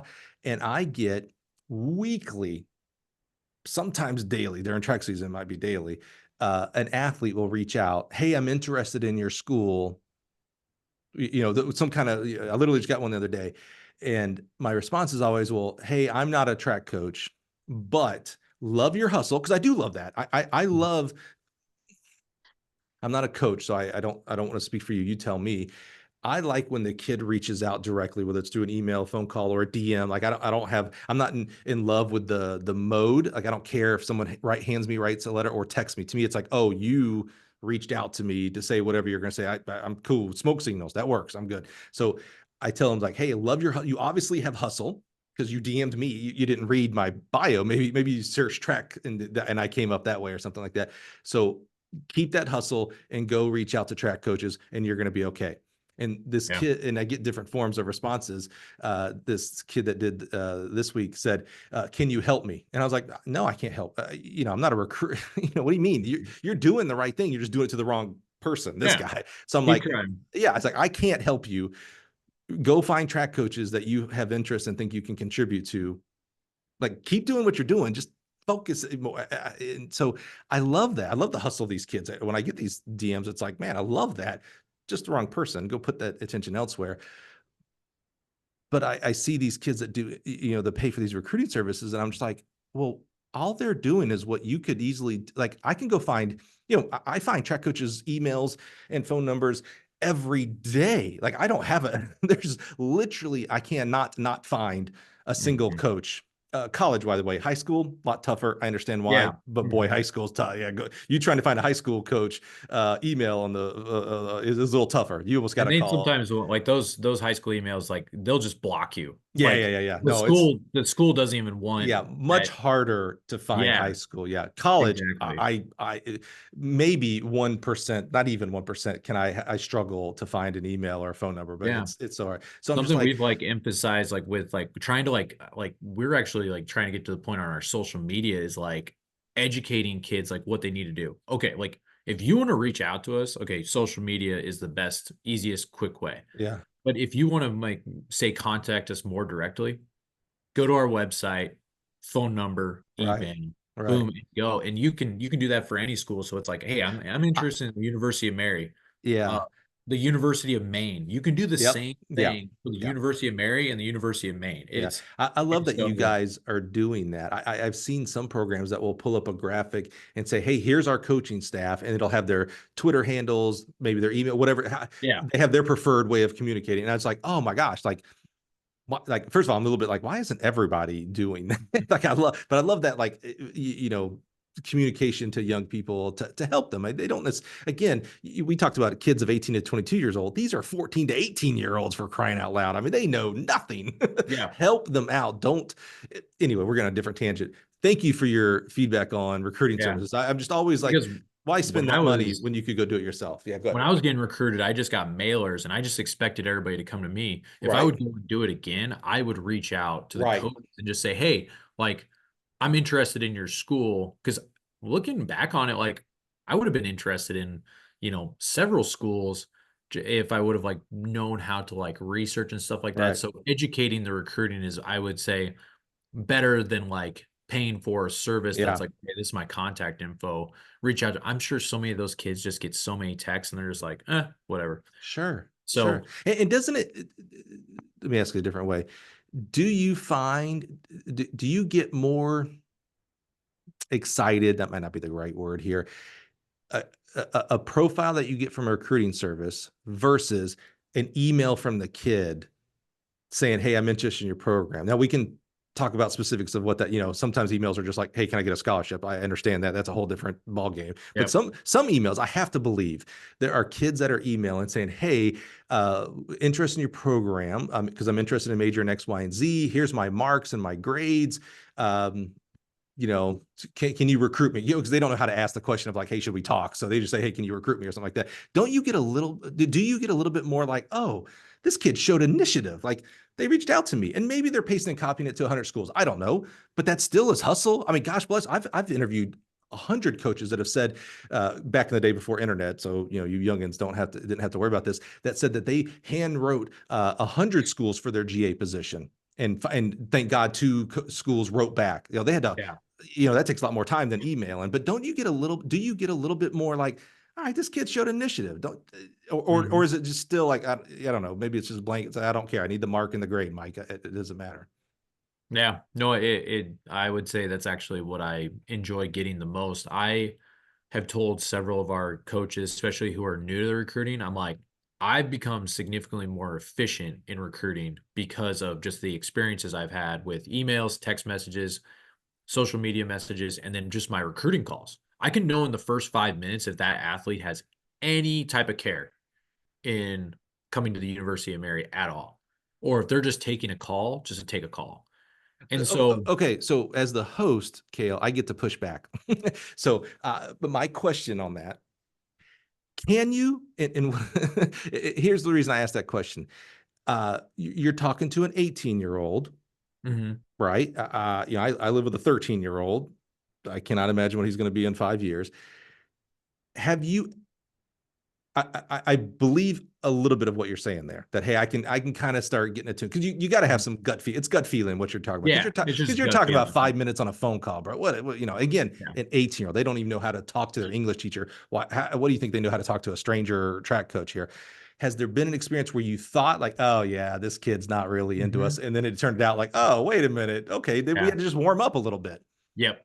Yeah, That it's 100% happened that way too, where I've like been like pleasantly surprised. I was like, oh, this person actually is interested. I yeah, was yeah, like, yeah, I didn't think they were going to come here at all. yeah, Yeah, I just would say in like my experience, because we always keep a running list of like, okay, who we recruited and then who, obviously came. And then yeah, you can look back on those experiences like, oh yeah, like those conversations were really, yeah. like really good. Yeah. And I don't get me wrong, I've had a couple of them where they come into my office and they're like, I do not know what to say. Right, right, right. And you can kind of gauge that interest. And if Because it's hasn't the reversed happened? Sorry to cut you off. I just really I forgot to explain this to you before I hit record, Cale. I'm so sorry. So our main goal here is absolutely to uplift and honor your journey, which we got to get back on. We're still in a GA spot here, so we got to get back there. We'll get there. We'll get there. But also to bring a lot of value to the thousands of coaches that listen. Okay, so I think there's a lot of value. So I kind of want to double click in here a little bit. Has the reverse happened where in that first 5 minutes you're like, oh man, like we're getting this kid, they love this school, and you end up finding like, oh yeah, no, they just have a great personality, and they've never even considered me. Have you had that side of it too? 100% too, Yeah, and yeah, especially when it happens in the office. But then you start to identify certain things because it's all based on the questions that you ask and the responses that you get. I really think like knowing how to ask the right questions to well, certain athletes is well, 100% the truth. And so I'll get them and I'll just be like, man, that person was awesome, yeah, like this, yeah, that, and the other. And I was like, they really know how to like do this process, do yeah, these yeah, things. And I was like, but I still think it's going to be kind of a long shot for us to get yeah. them because they do X, Y, and Z really well. Guess what? Some other coach is really going to like that too. Oh, good point. And so it's one of those things where it's like almost like, oh, it's too good to be true. Like, Yeah, I yeah, just always try to tell our assistants, I'm great like, point. don't get hung up on, you know, don't live and die by the athletes who decide because Yeah, you're gonna get no's yeah, probably 95% yeah, of the. right. And I was like, that's fine because So we in need kids who are coming to the University of Mary for the right reasons. right, And I feel like that's always been my recruiting is like, I got to get them here for the right reasons. I can trick anyone. yeah, yeah, yeah, yeah. I That's can right. make bluff. I can tell them like, hey, it's never cold here. We can do whatever we want, all this stuff like that. And then they Right, get right. here and it's like, that's not the reality. That's right. That's right. Uh, So I agree with that 100%. On the sales side, we call that happy years when we talk to a coach and it's like, oh man, Mike, I talked to Coach Korbelik about that pole vault pit and man, he loves it. And he blah, blah, blah. Oh yeah, we're getting that. And it's like, yeah, Kale's just a good dude and, doesn't want to hurt anybody's feelings. He's going to evaluate how he's going to evaluate and make the decision. Like you ain't got the PO yet, brother. So we call that happy years. Don't get happy years. yeah. Keep serving, keep answering questions, so I love that. If you're willing to share, do you have like your killer question or question set of like, oh, I asked this question, and if they answer it kind of this way, I kind of know one way or the other. Yeah, we're getting them, or maybe I should say it a different way. Yeah, this person would fit in, or no, this person really wouldn't fit into our culture. Is there like a money question or set of questions you have? The we I built a like recruiting just how to for all of our assistant coaches just to give them guidelines, and then I'm like from then like just figure out the way that you want to recruit. And so I usually have like three questions of like, what are you looking for from the university, what are you looking for from the track and field team, and what are you looking for from your coach, and then Mm, how are you trying to grow in like your relationships, your faith, your spirituality, all those stuff, like your experiences, like what are you really looking for? And they're usually four questions in the way that they answer them. Because I do spend most of the time not really selling my school, mm, the program mhm. until I really get to know like the athlete and what they're looking for, I Well, guess. So yeah. How I can you really sell try the to focus on them first. I that's like go rewind what he just said there because I think that's extremely valuable. How can you sell anything? Because recruiting, sorry guys, what I do as a salesperson here, I'm just recruiting. I'm just recruiting, trying to get a PO for whatever need you have, right? Something that has really helped me in serving coaches on the equipment side is exactly what you just said there. How can you, as a coach, how can you sell you and your program to a kid when you don't even know what they want? Yeah. It's the same in the track equipment side. How can I sell you a pole vault pit if I don't know what you are looking for in that pole vault? Maybe you come to me and you're like, oh, I want a pole vault pit. I'm like, cool, I got a pole vault pit. You should buy that. And you're like, yeah, I don't even listen to you. I just like, yeah, let's get pricing, everything done. And in reality, you want a hot pink pole vault pit. Well, I don't sell that color. And it's like, well, I didn't even ask, and if you come to me, you're like, no, hell or high water, we're getting a hot pink pole vault pit. It's like, oh, well, I'm not your manufacturer. I'm not your So guy. yeah, I'm Yeah. not your guy. God bless you. Good luck Yep. finding that. But go. Best of So luck to how you. can I love that you guys are first like, hey, I can't. It doesn't matter what University of Mary means. It doesn't matter what our program means. It doesn't matter what I mean as a coach until I find out what you're looking for. Oh, you're looking for a demanding coach that's going to yell at you and blah blah blah. Oh, hey, that's not me. That's not my style. You wouldn't be happy here.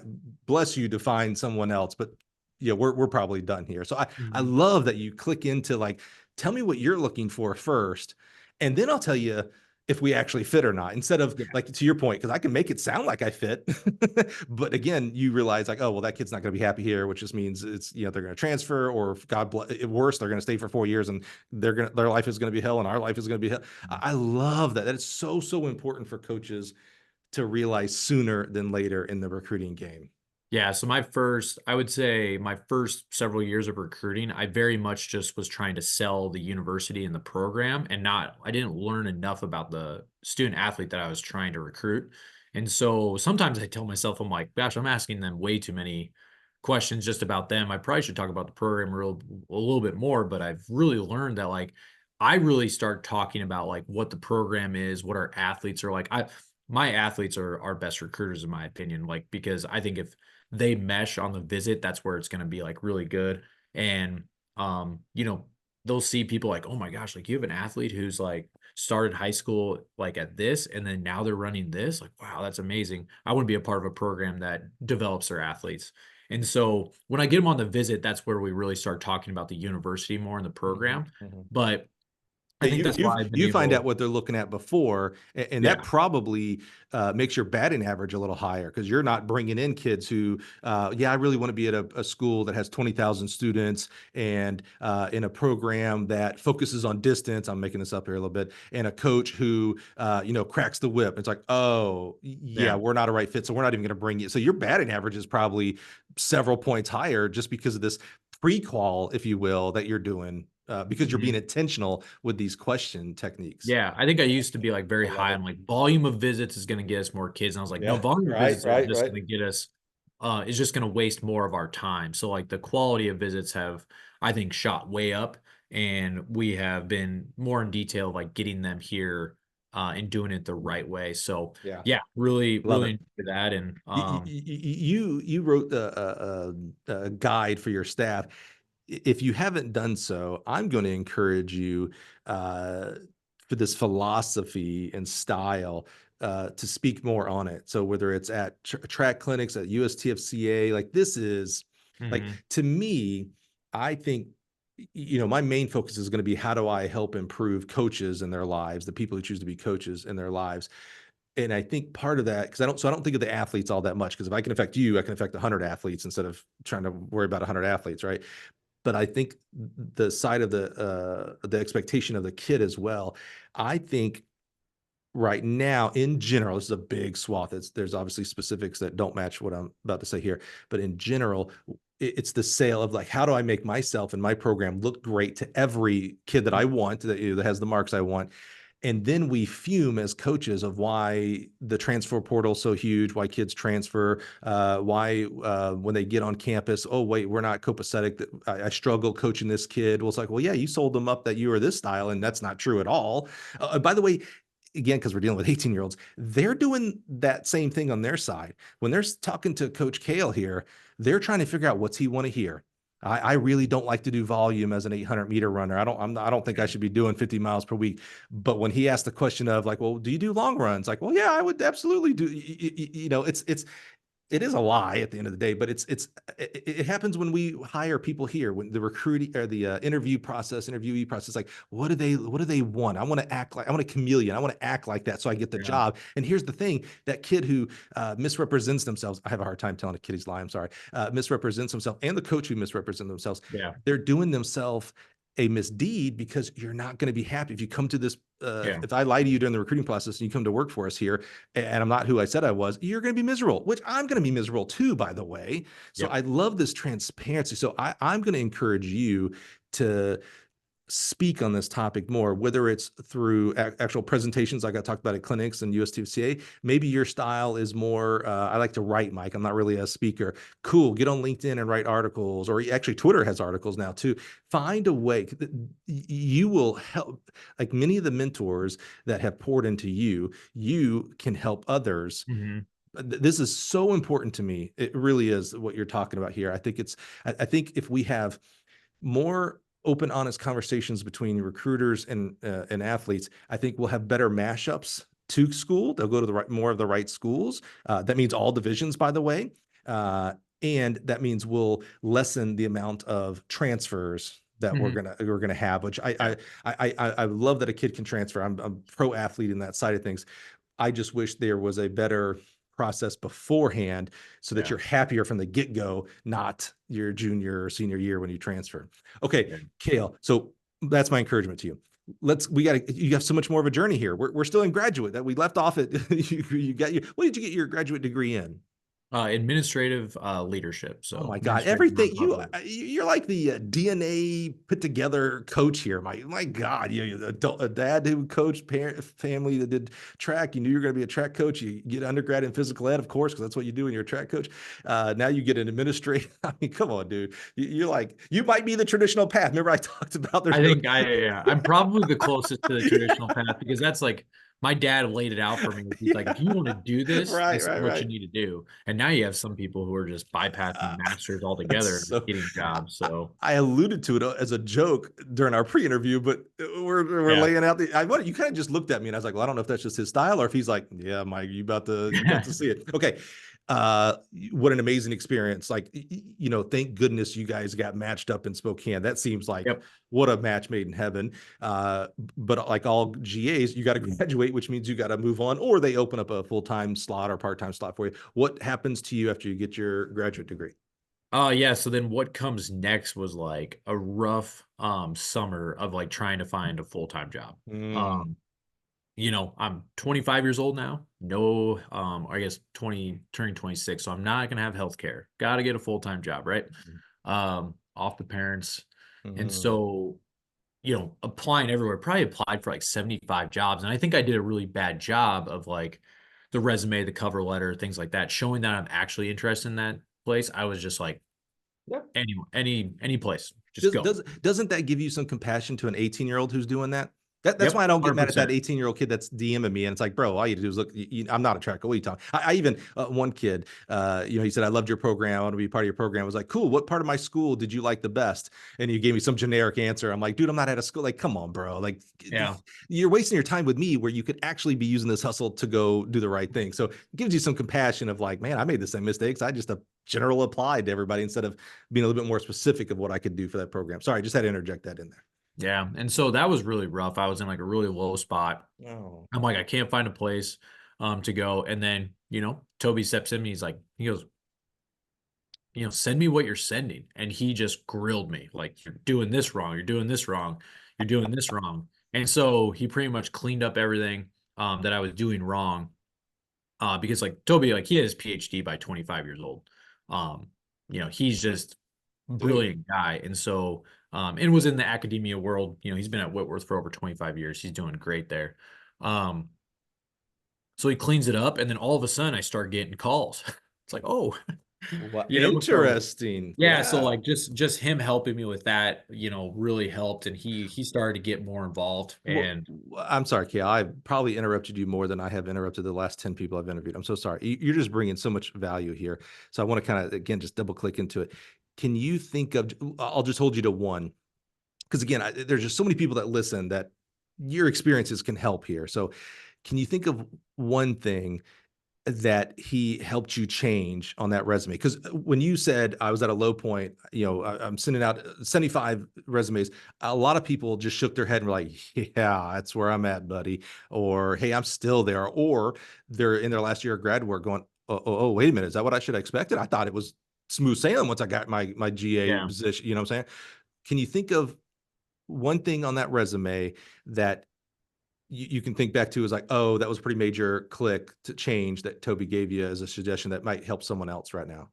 Yeah, like the first thing is like, if you ever, have any type of like, I guess, wasteful words or just stuff that doesn't matter, any type of error, somebody's going to get annoyed by that. So that's the first thing. And I'm like trying to make these unique, but probably typing them in too fast. Because you're trying to just throw it all, like, look how great, like, here's this experience. And I coached this one kid. So brevity, I'm hearing a little bit of brevity, like stick to the highlights. Yeah. So if you want to get out a bunch, well, you're going to lose a lot of quality. So having, just taking, like, biggest thing he always told me is take your time. Like, And so that's something that I've done, I think, gotten better at, because I was always just like a high motor, go, go, go, go, go, get stuff done as fast as possible.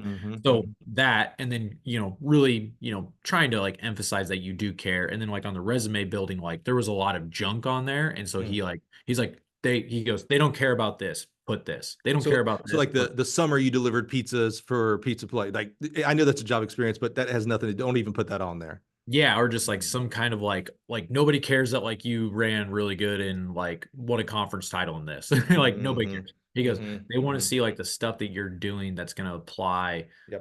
directly to this role. Now that might not be directly in your coaching role, but you might have a job that can really tie in. Like there's jobs that are good to like cross over. Yeah.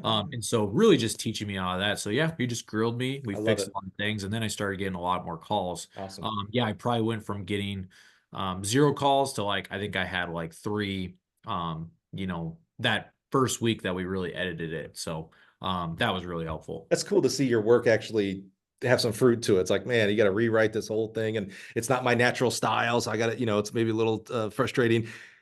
And then you start getting phone calls, though. It's like, oh, okay, I didn't do Yeah. that work for vain, yeah, in vain. Yeah. Yeah, so then as we moved through there, then it was like, yeah, because for a while there I was like, can I just stay at Whitworth and like I'll bartend and then I'll volunteer coach? And he's like, nope. He goes, you're leaving. And I was like, well, dude, what the heck? Like I put in a lot of effort to this program. I recruited a lot for you. He goes, I don't care. You're gonna go be a full-time coach and you're gonna eventually be a head coach. So I love this guy. he's like, you're not staying here. And so that one really kicked me. I think it really pushed me out of the nest. Like, you gotta go. Because if you stay here, then you'll just always stay in the comfort zone. And so he got me out of my comfort zone. He pushed That's me more. important. Yeah. And so, yeah. And so then I ended up, in another great thing that he did, like he made me the recruiting coordinator because he knew that would be really important when I was looking for jobs, because guess what? People want people who can recruit. And so that was the main thing that I was really hired, like getting phone calls for in those interview process wasn't really like the coaching aspect. It was like, can you do like the day-to-day stuff? Can you bring talented kids in, or kids who want to be a part of our program in the right way? Can you get those kids here? And I think that was like the emphasis. So then we talked about, okay, like this is the track record. And, Toby would get calls like, okay, was he legit at recruiting? Like, did he actually do a good job for you? And so then he can vouch to say like, yeah, like he's not just blowing smoke. He, Right. did some really good things for us. And so, and then you can give like the stats or whatever you want. And so, yeah, then go from there. I started at Buena Vista University in Storm Lake, Iowa, 2 weeks after school started. So cross country was already going. And so started very late, started in September. And then also I had to be a jumps coach. So I got hired to be a recruit. Like they wanted me to recruit, and then jumps. So like I haven't jumped. I jumped high jump and long jump in middle school. That's the last one. Right. But that's where my experience that Toby gave me in Oh, winning yeah. every event. So like I knew, like after my 2 years at Whitworth, I knew a lot more about pole vault. I knew a lot more about long jump, triple jump, and high jump, because that's what he forced me to learn. It wasn't just about sprints, hurdles. Um, Some of the, what I think collectively people would say, some of the top coaches we've had here on the podcast, like a Brooks Johnson, a Dan Paff, a Bouchek Snyder, people like that. A commonality that I hear from them is you are not a sprints coach. You are not a distance coach. You are not a throws coach. You are a track coach. yeah, The guys and gals, the Sue Humphreys, that there's some amazing coaches, and then there's a Mount Rushmore for a reason. There's Mhm. another time. They all express talking about, oh yeah, I can coach sprints just like I can coach jumps, just like I can coach throw. They collectively look at all the events and their commonalities, which I think, we don't get into X's and O's, but I think is a real testament to how important the basics, the fundamentals are in all of our sports. We get caught up in the 1% when it's like, man, if you did 80 really well, you'd be Yep. better off. But so I Agreed. love, again, this experience at Whitworth is just, it's mind-boggling how much it prepared you for these things. Yeah. Yep. Yeah. And then like you fast forward. So I'm at Buena Vista University, learning a lot of stuff. It was not the most ideal job in several different ways. Extremely low pay. Had to get, had to start bartending again on my off time. I'd work all day and then go bartend for like 5 hours after work and just do there or there, keep recruiting, keep doing all that stuff, just grinding. But I did in a part really like the grind. Um, and then we weren't very like we weren't really good. So that was tough because I've always been usually in some like pretty good programs. So we had to keep building it up. Met some awesome coaches while I was there.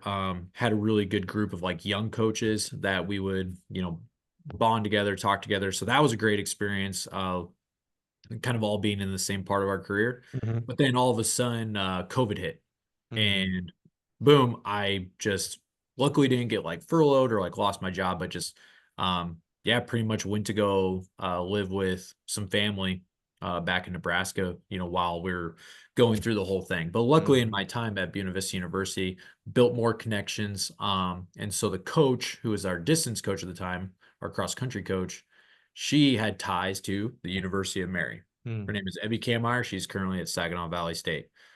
Evie's awesome. I learned a lot of things, especially about um, being a male coach and coaching female athletes. Mhm. Learned a lot Mhm. from her in regards to that. Mhm. Choosing my words wisely, not just Mhm. popping off. And so Evie taught me a lot about those things. And so her connection, our coaching together created that connection to the University of Mary. Mhm. So I just thought to myself, like, like after COVID, I'm going to go back to Whitworth University. I wanted to be there at least 2 years, Mhm. Um, and then I really got to know the coaches at the University of Mary more from convention through Evie, and that's where it all clicked. And the assistant coach at the time left for North Dakota State, and so it was just a job that was like it just seemed like too good because it had such good culture of just like success. I didn't know like about like the team culture, but the success was always there. Right. They were winning championship after championship after championship on the women's side. They won the Triple Crown 3 years in a row, cross country, indoor and outdoor. Wow.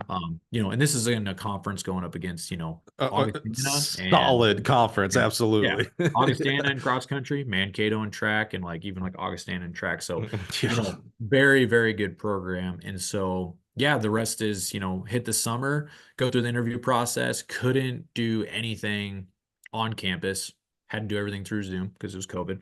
And yeah, and then ended up getting lucky and getting the job and starting at the University of Mary in the fall of 2020, I believe is what it was. And first year as an assistant, second year as an interim, which was a rough year as well. And then the last 3 years have been the full-time head track and field coach.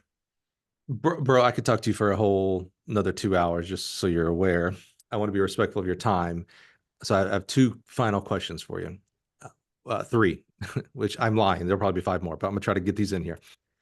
One is when you got the head job there at University of Mary, how happy was Toby for you? Oh, no, that's a good question. I think yeah, like, well, he knew, yeah, like when I officially got it, like, yeah, he was like really, yeah, I think it was a, yeah, proud dad moment. Yeah. Yeah. Yeah. So, and It like, feels like he's like, well, I've been grooming you. Like, I mean, that just, he seems like the type of, from what I'm hearing from you, his description, that like there'd be, I like how you described it. There'd be a proud dad moment in that. yeah. And like I told him too, I was like, this wasn't the plan. The plan was to learn under Coach Dennis Newell for several years and then go be a head coach. Right.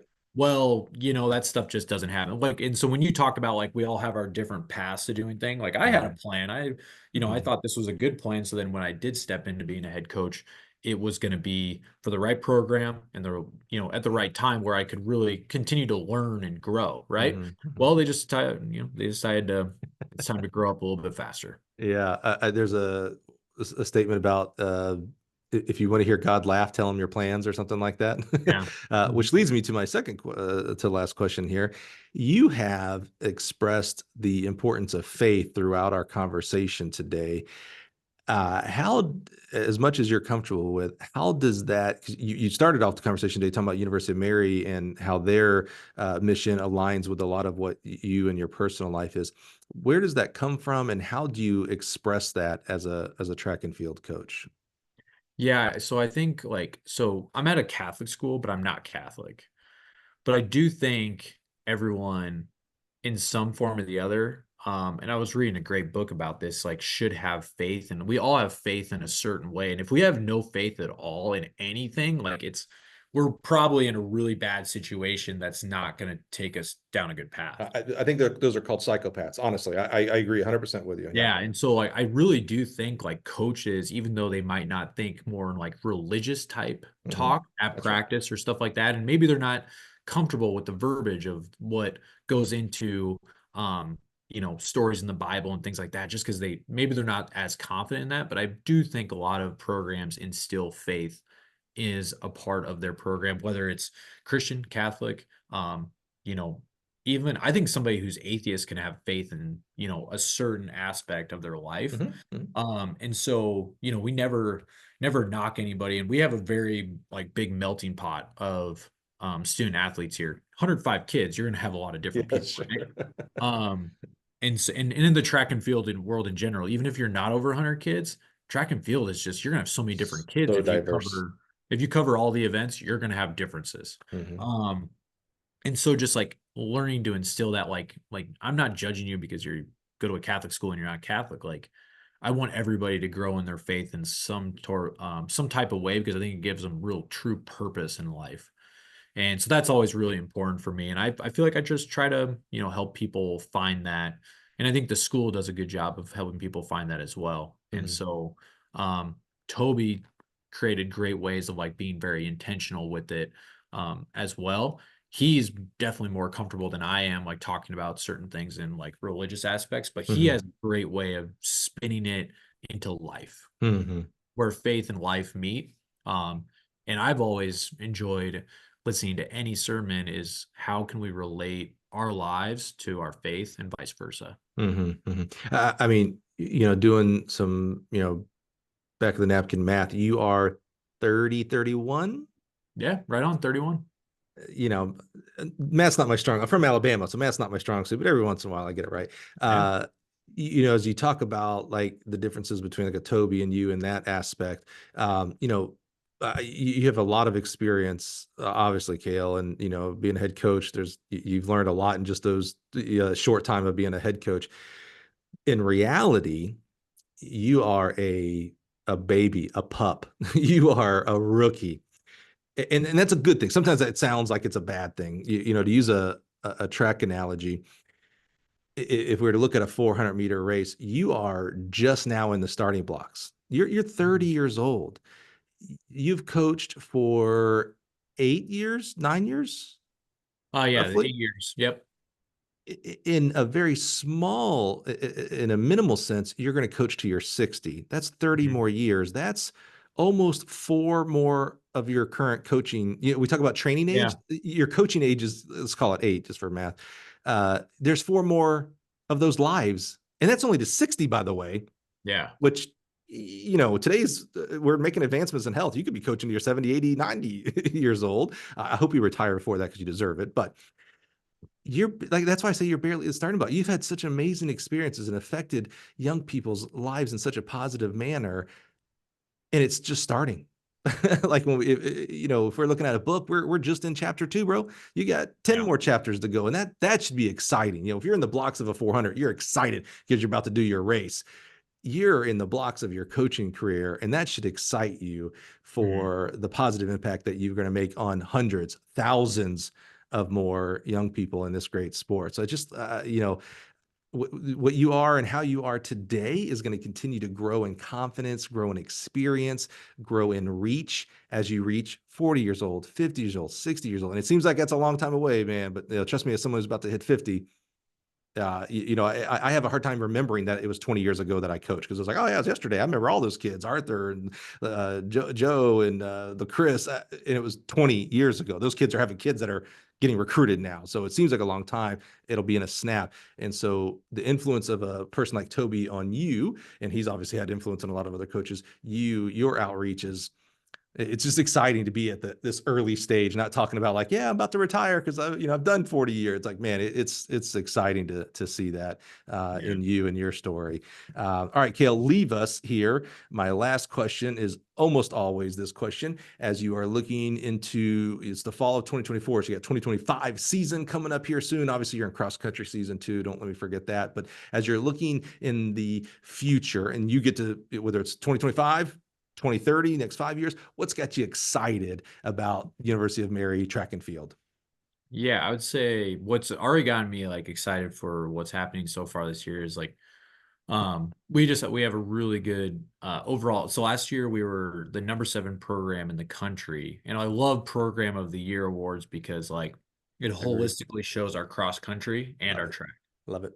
And so we actually finished ahead of our biggest competitors in the conference, Augustana and Mankato, Wow. as program of the Mhm. year because that cross country aspect and the track and field aspect of doing really well at those. Yeah. And so I feel really good about that again. Of program of the year is just because like I just feel like we have a really good group when it comes to our women's cross country, their rank. And then like this group that we have now, we have a lot of newcomers I'm just really excited about.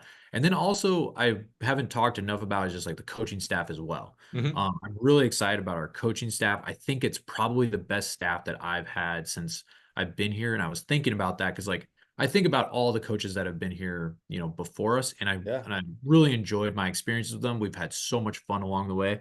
But I do think holistically, this group from every single event, um, top to bottom, from like our, head coaches down to our, volunteer assistants, our graduate assistants who are maybe in their first year, people with a lot of experience, people with, first year. I'm just really excited on that. And that makes me excited because those are the people that you share a lot of these moments with and you learn a lot from as your coaches. How do you teach your coaches to be better coaches, to learn from, I have perspective, like you said, like my training age is still short, but I have a lot more perspective than my assistant coach. And then I have a lot more perspective than my Right. graduate assistant, Yep. and then way more perspective than the athletes. Right. But I still don't even have that much. So then I rely on people like Toby, Coach Mike Thorson, who was the head coach here for over 25 years, who had a legendary career. Coach Alan Burrell from who's at Miller North, in my old high school. And so they're, like what you talked about, like they have so much perspective that we can work down to. And so then teaching everyone that and having that group. And also we have a really good group, I think the first time from freshman, sophomore, junior, and senior. Mm. I think last year we had like 2 senior men. So having the leadership aspect as well, and we're already seeing it in practice take shape. Like, okay, things are more even. It's not just like, okay, we have a bunch of young people at first, and so that's exciting as well. Getting guys, our men's team to score at the national meet for the first time last year, like that gets me excited because they both come back. But yeah, that's the overall is just holistically of what we can do cross country, indoor, outdoor. I think we hang our hat on not being just a track program, not just being a distance program of cross country. We hang our hat on being a full program and going to the conference meet and all the events are filled. Yeah, I agree with you. I love the program of the year type of stuff because I love coaching staffs of the year as well, not just head coaches of the year. So I'm excited. And that is exciting, Cale. You got a lot going on there. Yeah. A lot of positivity going on there, man. So we're at the end of our time here. Cale, thank you so much, man. I know our computers aren't too, it was fully charged before we started this. It says I still have a little bit of time, so I think I'll be good to go. But yeah, thank you so much for having me. This has been really fun. I think having conversations like this really just get you going in a positive way.